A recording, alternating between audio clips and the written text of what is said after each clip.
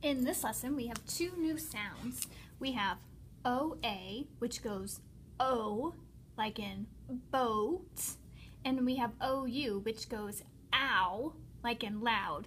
So OA goes O, and OU goes ow. So go ahead and echo read with me.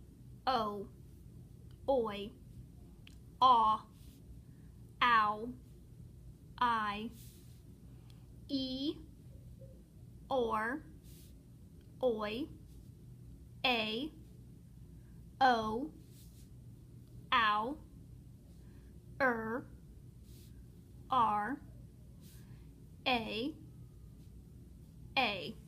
Go ahead and read those sounds one more time.